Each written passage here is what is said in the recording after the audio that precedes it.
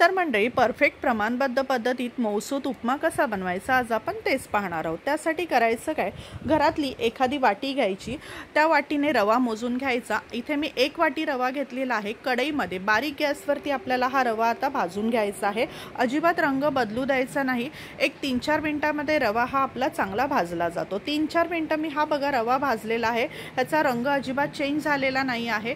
रवा भाजल्यानंतर आपल्याला त्याच कढईमध्ये आता फोडणी करून घ्यायची आहे पुढील उपम्यासाठी। त्यासाठी इथे मी कढईमध्ये तेल ओतलेलं आहे। कढईमध्ये तेल ओतल्यानंतर त्यामध्ये थोडीशी मोहरी टाकायची आहे। मोहरी टाकल्यानंतर आपल्याला इथे मोहरी तडतडल्यानंतर आपल्याला इथे टाकायचं आहे जिरं। तर इथे मी थोडंसं जिरं टाकून घेतलेलं आहे। जिरं टाकल्यानंतर पुढे मी इथे कढीपत्ता टाकून घेतलेला आहे। कढीपत्ता तडतडल्यानंतर आपल्याला इथे जितपत तिखट हवं असेल तेवढ्या मिरच्या आपल्याला इथे टाकून घ्यायच्या आहेत। इथे मी 3 मिरच्या कापून टाकलेल्या आहेत तिखटवाल्या। तर ह्या मिरच्या आता भाजल्यानंतर इथे बारीक चिरून मी एक कांदा घेतलेला आहे। तर तो कांदा आपल्याला ह्या फोडणीमध्ये भाजून घ्यायचा आहे। कांदा एखाद मिनिट परतल्यानंतर इथे मी थोडंसं अर्ध गाजर घेतलं होतं, जे आपलं केशरी गाजर येतं ना, त्याचे बारीक बारीक तुकडे करून घेतलेले आहे। हे गाजर ऑप्शनल आहे। माझ्या मुलाला ह्या गाजर उपम्यामध्ये गाजर खूप आवडतं, तर म्हणून मी थोडंसं इथे ॲड केलेलं आहे। तुम्ही नाही टाकलं तरीही चालेल। इथे मी एक टोमॅटो ॲड करून घेतलेला आहे। तर इथे एक मीडियम साईजचा टोमॅटो बारीक कापून घेतलेला आहे।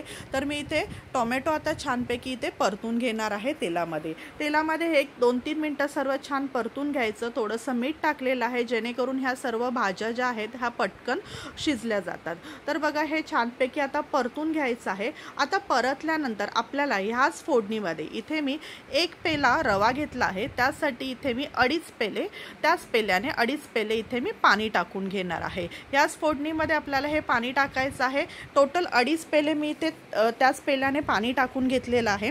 आता ह्या गॅस मोठा करून घ्यायचा आहे। पाण्याला छान उकळी फुटल्यानंतर आपल्याला गॅस बारीक करायचा आहे। उकळी फुटल्यानंतर गॅस बारीक करायचा आहे आणि आपल्याला जो आपण रवा भाजून घेतलेला आहे हा थोडा थोडा करून ह्या पाण्यामध्ये आता सोडून घ्यायचा आहे। एकदम रवा सोडला की त्याच्या गुठळ्या होतात, त्यामुळे थोडा थोडा रवा टाकायचा आणि परतून घ्यायचा। बघा, अशा प्रकारे थोडा थोडा रवा टाकून घेतलेला आहे आणि तो त्या पाण्यामध्ये आपल्याला छानपैकी परतून घ्यायचा आहे। म्हणजे आपला उपमा जो आहे हा छानपैकी सुट्टा सुट्टा होतो आणि मऊसूत शिजलाही जातो। बघा, आता पाणी टाकून घेतल्यानंतर बारीक गॅसवरतीच आपल्याला अशा प्रकारे पाणी आटेपर्यंत तो परतून घ्यायचा आहे।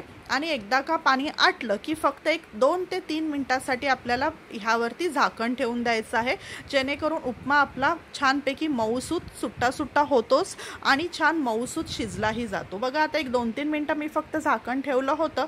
2-3 मिनिटांनंतर आपण हे झाकण काढलेलं आहे आणि छानपैकी आपला उपमा हा शिजलेला आहे। थोडीशी एक अर्धा चमचा साखर मी ह्यामध्ये टाकून घेतली आहे, म्हणजे उपम्याची चव ही छान दुप्पट वाढते। आता ह्या उपमा बघा आपला छानपैकी तुम्ही बघू शकताय सुट्टा सुट्टा मोकळा असा हा आपला आता उपमा तयार झालेला आहे। हा जास्त पाण्याचं प्रमाण जे आहे हे एकदम परफेक्ट पाण्याचं प्रमाण आहे। त्या पद्धतीने तुम्ही हे पाणी टाकून घ्यायचं आहे। परत एकदा मी एखाद मिनिटासाठी साखर टाकली होती, म्हणून मी झाकण थोडंसं वरती ठेवलं होतं, जेणेकरून त्या हीटमध्ये साखर ही विरघळली जाते। आता आपला उपमा हा रेडी झालेला आहे। तर तुम्ही बघू शकता छानपैकी असा उपमा तुम्हीही बनवा, खा आणि एन्जॉय करा।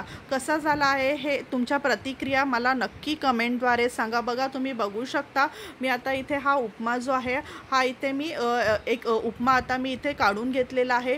तर तुम्ही बघू शकता, मी तुम्हाला दाखवते, छानपैकी कोथिंबीर त्यामध्ये शिरून घ्यायची आहे आणि हा उपमा तुम्ही अशा प्रकारे एकदा नक्की बनवून बघा। एकदम छानपैकी मऊसूत लुसलुशीत असा हा आपला उपमा बनतो। तर तुम्हाला मंडळी आपले व्हिडिओ आवडत असतील ना, तर आपल्या चॅनलला सबस्क्राईब करायला विसरू नका आणि आपले जे व्हिडिओ आहेत हे इतरांपर्यंत शेअर करा, लाईक करा आणि कमेंट करा। बघा, छानपैकी आता आपला हा उपमा जो आहे हा रेडी झालेला आहे। तर तुम्हीही नक्की एकदा अशा प्रकारे उपमा बनवून बघा आणि तुमच्या प्रतिक्रिया मला सांगायला विसरू नका।